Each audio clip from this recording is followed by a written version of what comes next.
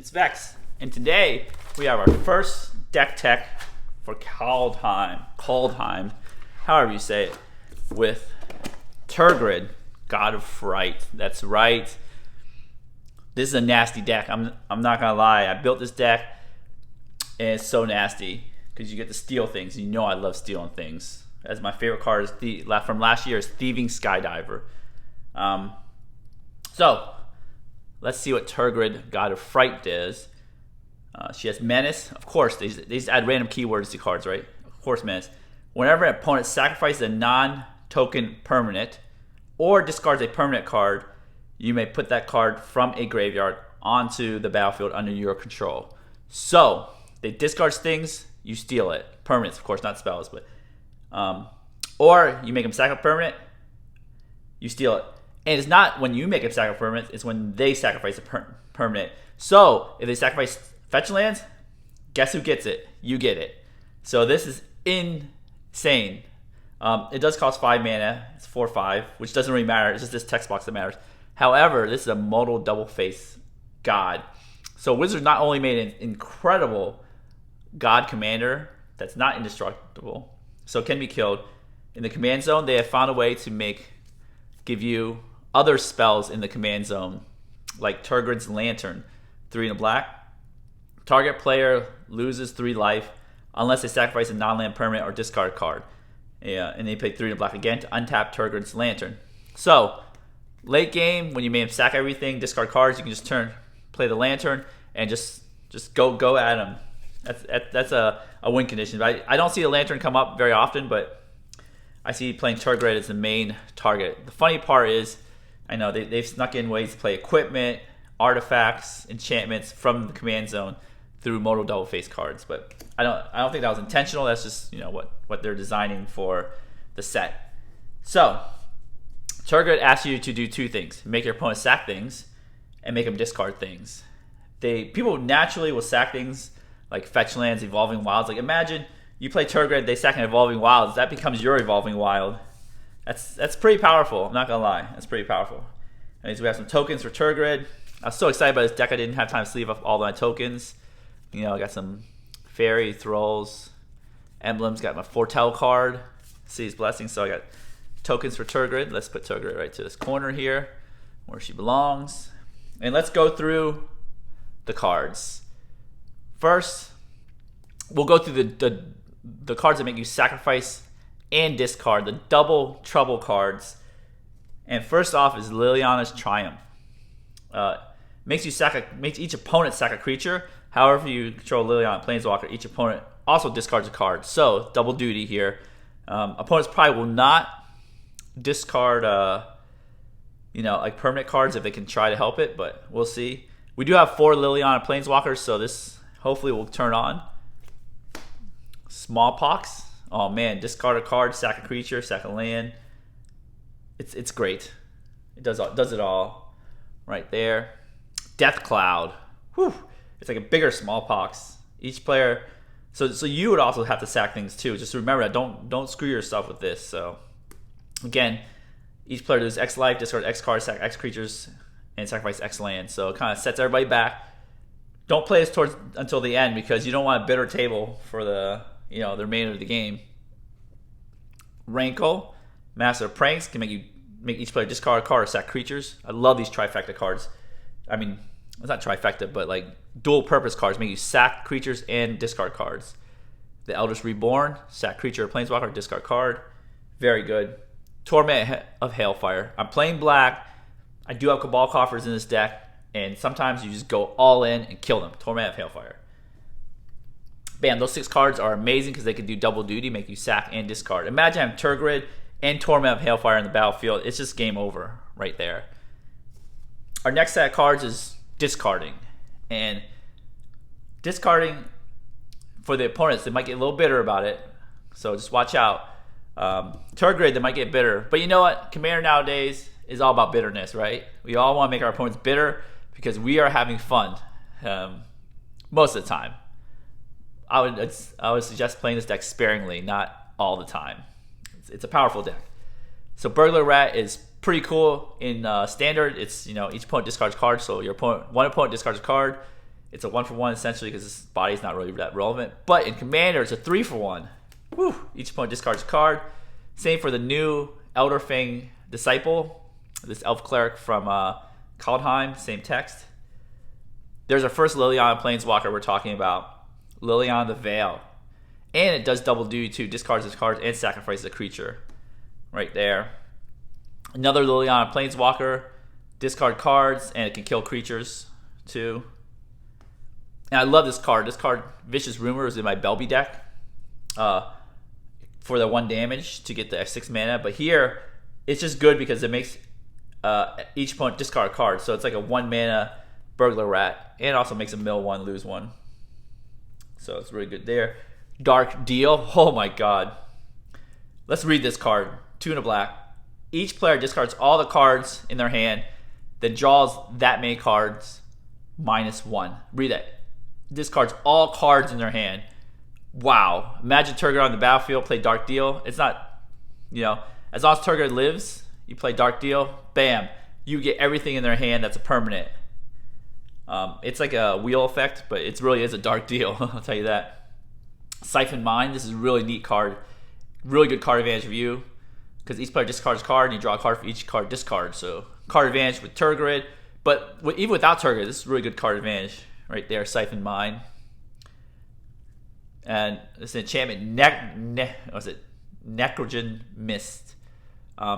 This is cool because at the beginning of each player's upkeep, even your upkeep too, that player discards a card from their hand.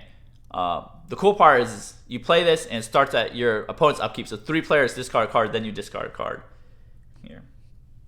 Core of Ambition. I mean, I gotta try these new cards. I love these new cards because you can become the Monarch, and it helps you, makes you discard a card, lose life or discard a card. They'll probably lose life because they don't want to lose their card and give it to you at the same time. Another nasty card here, Painful Quandary. Whenever they cast a spell, lose 5 life or discard a card. They'll probably choose the 5 life option because who wants to discard a card and give it to you. Waste Not. So here's the a benefit of discarding cards. Waste Not. It's like the classic, if you're playing a discard deck, you gotta play Waste Not. We're not playing a lot of discard, but I think we're playing enough where Waste Not is a good benefit to us. Alright, so now we've had a bunch of cards that make you discard cards. Let's put these away here underneath Tergrid. All right, on to the fun part, the sacrificing creatures part. So we have 4 of the same type of, basically 4. They read a little differently, but Demon's Disciple, Fleshbag Marauder, Merciless Executioner, Plague Crafter. Essentially, you say whenever it enters the battlefield, each player sacks a creature. Sometimes it says Planeswalker. This says only creature. This is creature. This is creature Planeswalker. And each player who doesn't discards his card. That's right. So let's say it's something slightly different, but sack a creature. So you play this. You can sack itself, and they sack a creature. You have Tergrid on the battlefield. You take it. There is one special ruling in if they sack their commander. So the commander will go to a graveyard, and there's a replacement effect. Actually, there's a trigger. It says whenever opponent sacrifices a creature or permanent or discards a permanent card, you can put that card from the graveyard onto a battlefield. So that's what Tergrid says. So what happens is, let's say Shieldred goes to the graveyard, they sack it. There's a trigger on the stack. However, there's a state-based action that the commander's controller can take and put it in the command zone. So you cannot steal commanders with Tergrid if they discard it or put in the graveyard, unless they allow you to steal their commander, which I doubt that they would do that. But yeah, putting the commander in the command zone is a state-based action that you cannot respond to once it hits the graveyard. Okay, moving on from that, just telling you that if they sack their commander, you can't steal it. So don't be shady and just say, oh, you sacked your Kenrith, I'm taking it. Don't just be honest, right? Okay, moving on here about sacrificing. Shieldred, the Whispering One. Oh, this is an amazing Praetor. Beginning your upkeep, you can resurrect something, or beginning each player opponent's upkeep, that player sacks a creature. So you can steal some more creatures with Tergrid. Shieldred is good on its own, but with Tergrid, it's amazing. Another cheap card that does that sack creature effect. Instant Blood, each player sacks a creature. Even you, so don't forget that. So it's good to play it when you don't have creatures and they do. Again, don't be afraid to play this on early turns to get rid of some creatures, buy you some time. Then play Tergrid. then play more stuff. You don't have to steal everything. It's not about getting the optimum value, but as long as you stay alive to do the thing, you should be good to do that. Mire and Misery. In fact, sacrifice a creature, enchantment. Enchantments and creatures are both permanent, so you can steal them both, which is great. You can't steal treasure tokens and stuff like that. I wish you could. That'd be too much. Soul Shatters is new from Zendikar Rising. Each opponent sacrifices a creature or planeswalker with the highest CMC among creatures or planeswalkers they control. So, Soul Shatter, you're probably shattering their souls when you steal their stuff. Set's Will. Oh, this is a really cool card, and I would just save it till you have your commander because you get to do both sides. It says each opponent sacks a creature with the greatest power, right? Almost the same as Soul Shatter, so it's another Soul Shatter right here. And then exile all cards from all opponents' graveyard, so it's like a little graveyard hate. Just really good. And then you do it in this order here. However, they sack a creature and you exile the graveyard, you don't get it back from Tergrid. I guess it's not super great to play with Tergrid, both modes, but you don't have to choose the last mode. And then you could create some throw tokens. But again, if you're playing against a graveyard deck, don't be afraid just to exile it. You don't need Tergrid value all the time. So Set's Will is really good for that. Archfiend of Depravity, right here. Each opponent, at end step, they choose up 2 creatures, sacks the rest. So keeps their creature count really, really low. Look, you're going to be making sack creatures a lot. So and then you'll have their creatures to sacrifice for yourself too. When you do instant blood, you can sack their creatures. So yeah, you're gonna have a huge army at battlefield, and they're gonna just be miserable, which is what we want, right? With Tergrid, we want them to be miserable, frightened. There's another Liliana Planeswalker on the flip side. Again, it makes a token when it dies, so you can sacrifice Liliana because it comes back, right?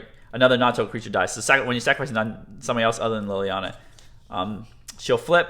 Each player discards a card. Very good. Liliana Dreadhorde General. Oops, sliding there. When a creature you control dies, like you sacrifice a creature through instant blood or whatever, draw a card. Make some zombies. Each player sacks 2 creatures. It's great, so you can get them all. And then the ultimate there. Vana's Hunger. Ooh, whew. I've been on the receiving end of this, and it's mean. Each opponent sacrifices a creature.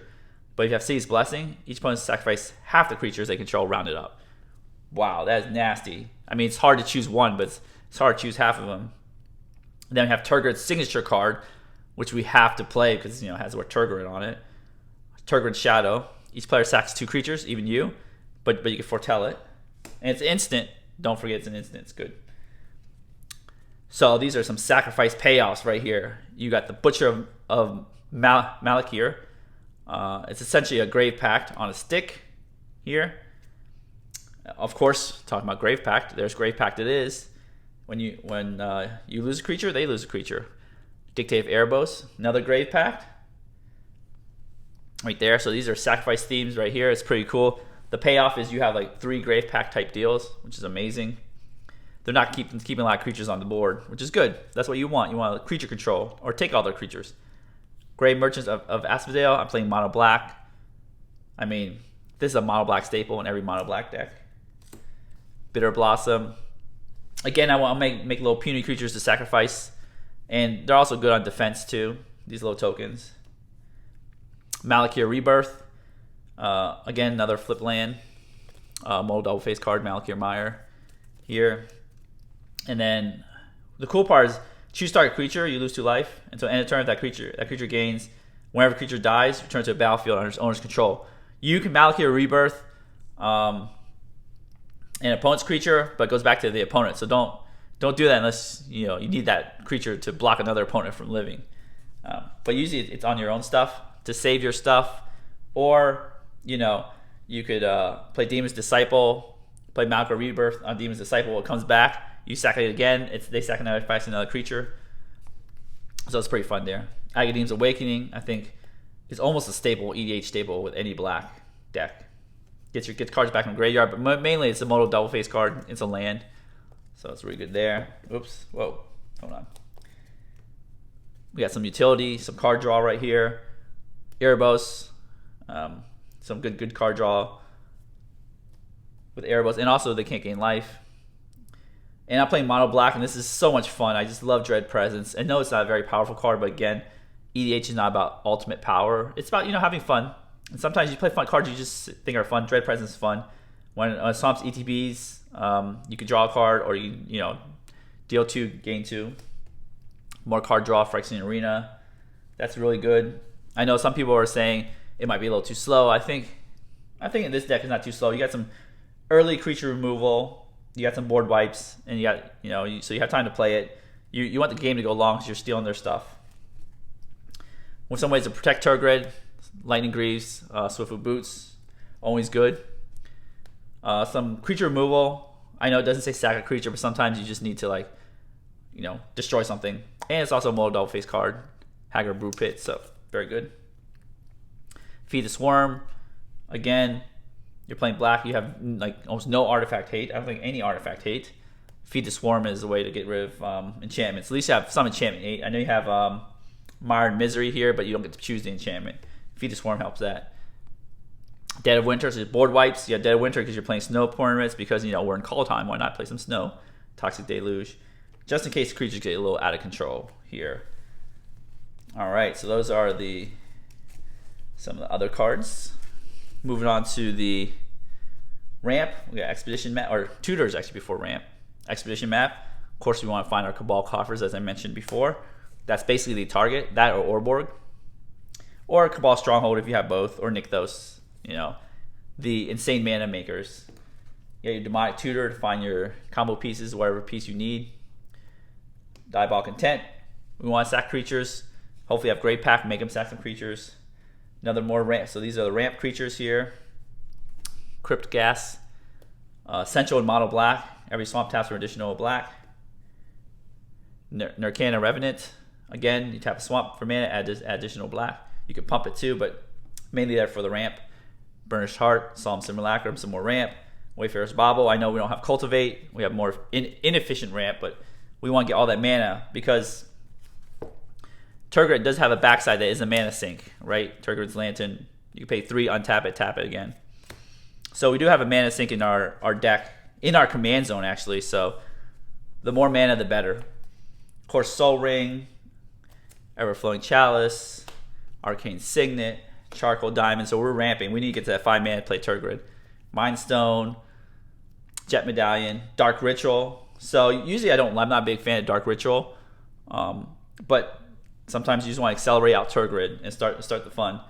Phyrexian Altar, more sacrifice abilities for you, and it helps you make mana.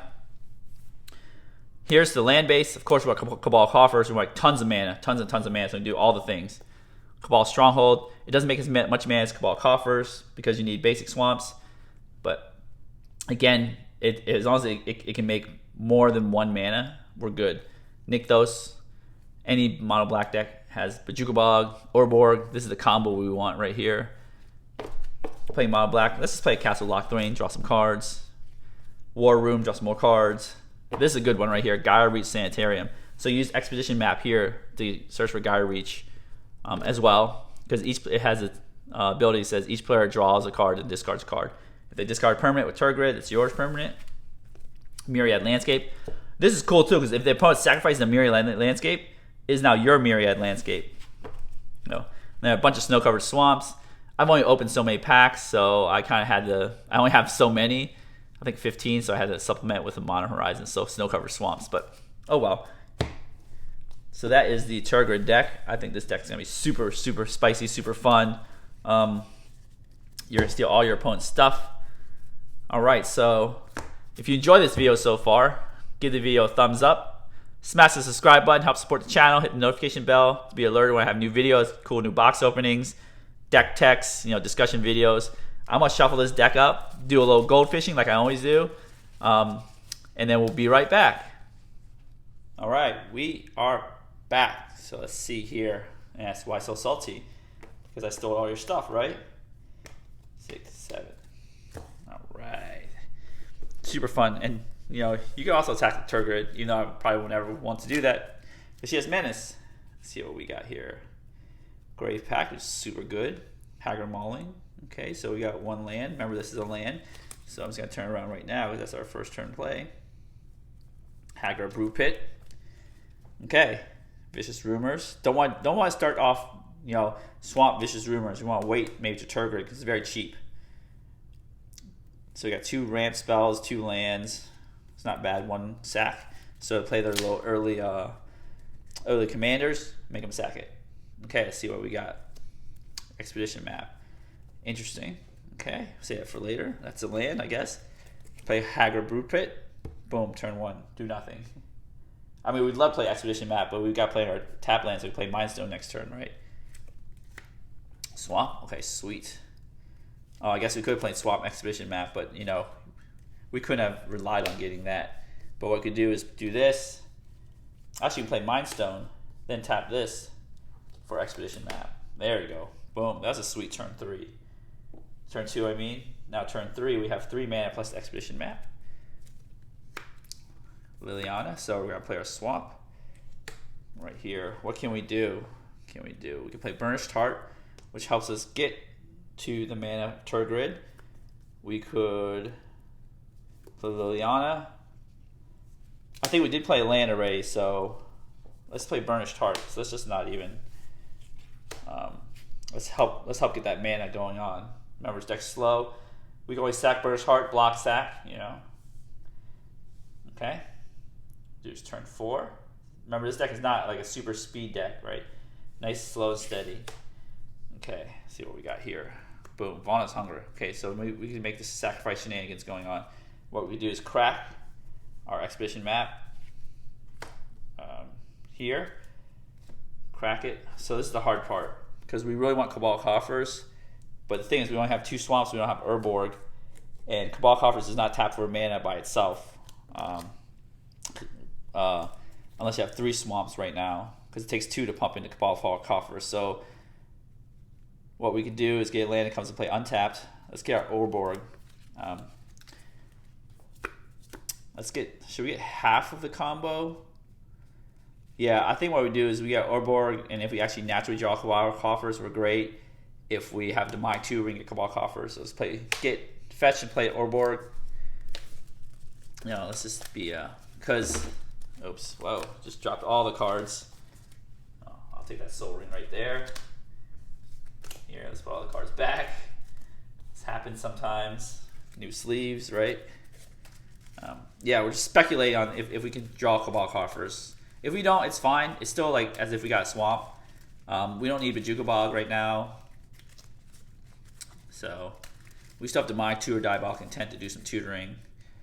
So it's not all is lost here. Let's do some cutting. Bam. Well, let's put that back in the middle of the deck. This deck's really slippery here.